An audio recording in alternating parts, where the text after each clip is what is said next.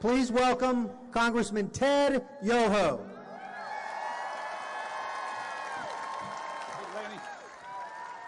Hello, America. How you doing? How's Jacksonville doing? How you guys doing back here? Are you guys fired up? I thought so. My name's Ted Yoho. I'm a U.S. Congressman. I'm in my third year, and I'm a veterinarian by trade. A large animal veterinarian by trade. I'm a Christian conservative family man. I am a member of the NRA, and I do have a carry permit.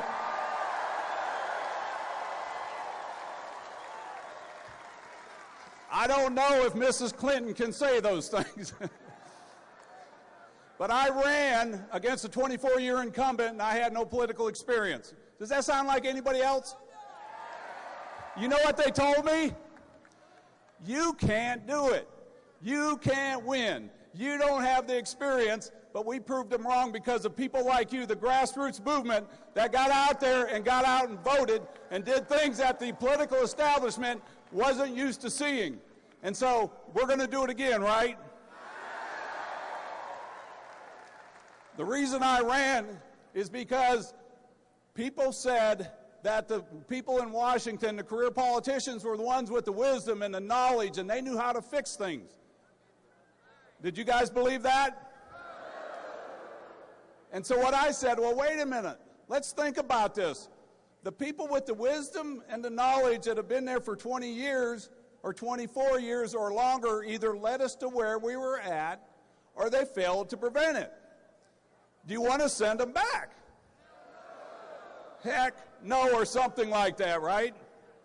And so we got elected, and we ran against John Boehner, voted against him my first year, ran against him the second year, and we changed the political dynamics up there because people like you sent people like me up there, and we were not going to.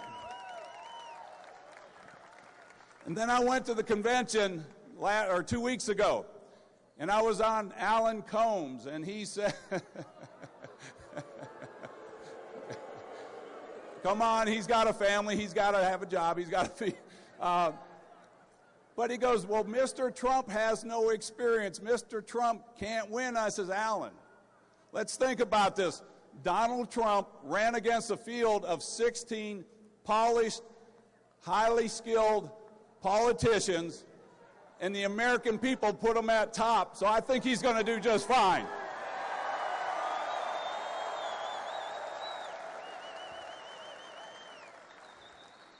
We have started a movement, you have started a movement and made it possible. The alignment in our life is God, country, and family.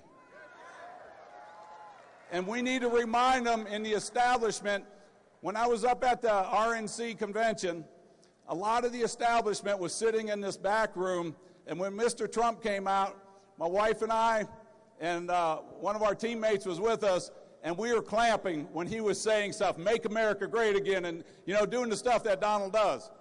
And it was great because we're clapping, and the establishment they were confused.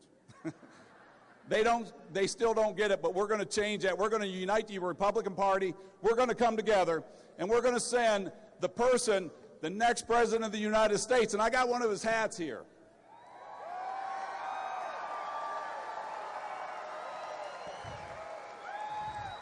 And on the back of this hat, not only does it have an American flag, but if you look inside, made in America.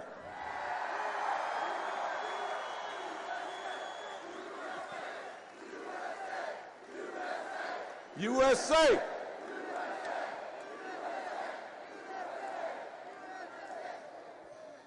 And I'm going to take you back to 8 years ago when Hillary Clinton ran that commercial against Barack Obama.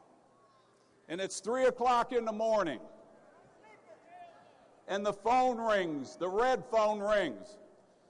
Who do you want answering that? I can sure in the heck tell you who I don't want answering it. And I was there that day. Hillary Clinton came to I sit on the Foreign Affairs meeting, and when I was talking about Benghazi, and she goes, what difference does it make?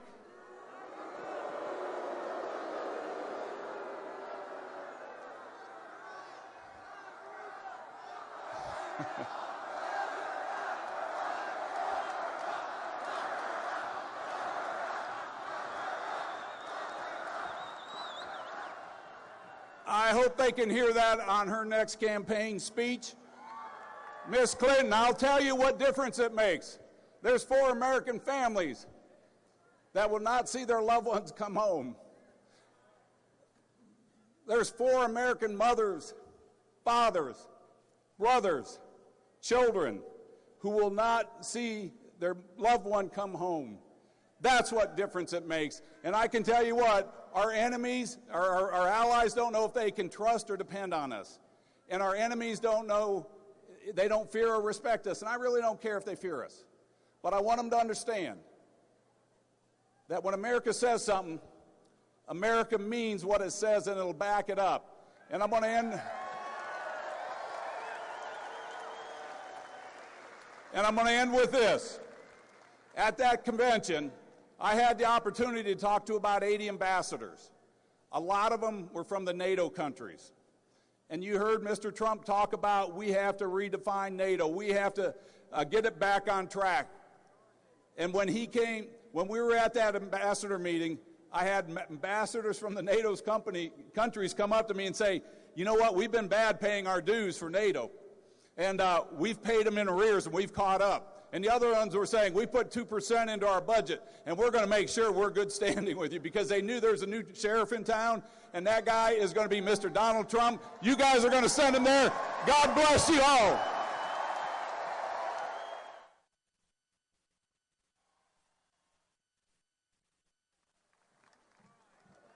All right. I am wrapping up my duties as MC, which means you know you're really close to what you came here to see tonight. I want to share just a few brief comments with you. Abraham Lincoln many years ago said, "United we stand, divided we fall." Those words were true then, and they're true today. Now more than ever. I spent many years before I was elected mayor in Republican Party politics doing everything that I could to unite people, to unite Republicans, Democrats, and independents around conservative philosophy, because it works. It works.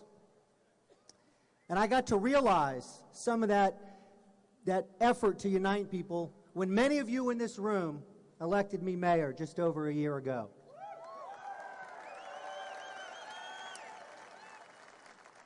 I came in as an outsider and promised to flip the status quo upside down.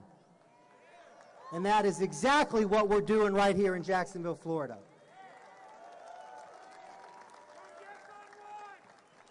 Yes on one. It would be irresponsible not to remind you that on August 30th, we are flipping the status quo upside down. We're going to fix our pension liabilities and pension problems that politicians created and were afraid to solve.